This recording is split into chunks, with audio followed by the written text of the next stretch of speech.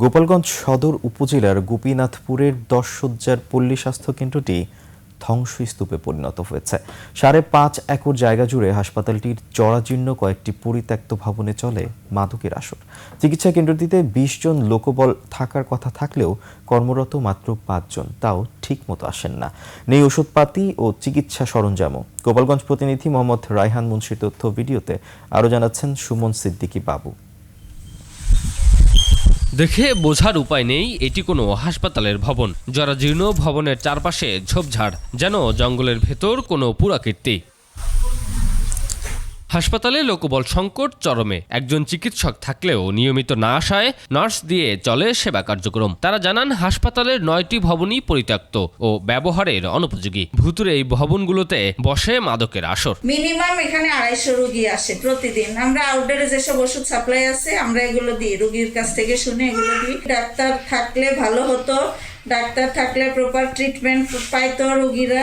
চিকিৎসক না থাকা এবং সেবা ও ওষুধ না পাওয়ায় হতাশ এলাকাবাসী। হাসপাতালটি সংস্কার করে লোকবল নিয়োগ দেওয়ার দাবি তাদের। গ্যাসের ওষুধ তাও ঠিকমতো দেয় না, প্যারাসিটামলটাও পাওয়া যায় না, ডক্টর ঠিকমতো আসে না। এই 10-15 বছর ধরে কোনো সেবাও পায় না, কোনো ডাক্তারও থাকে না। সরকারের কাছে আকুল আবেদন যে এই জানালা এবং যে বিল্ডিং যে ধরে যাচ্ছে এইগুলো কাম সঠিকভাবে করুক। সরকারের কাছে আবেদন যাতে আমরা ঠিক মতন ওষুধ পাই। 5 একর জায়গা জুড়ে 10 শয্যার হাসপাতালটি সংস্কার বা নতুন ভবন নির্মাণ এবং লোকবল নিয়োগ দিয়ে এটিকে সহজেই 50 বা 100 শয্যায় উন্নতি করা যায়। এ বিষয়ে স্বাস্থ্য বিভাগে কথা বলবেন বলে জানান স্থানীয় সংসদ সদস্য ও সিভিল সার্জন। কাশিয়ানি অনেক দূরে এবং সদরও কিন্তু অনেক দূরে।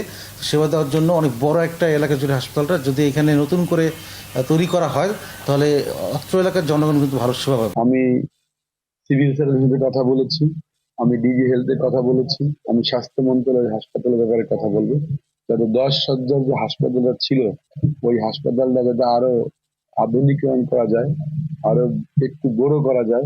গ্রামের মানুষের সেবা নিশ্চিতে দ্রুত কার্যকর উদ্যোগ দেখতে চান ভুক্তভোগীরা।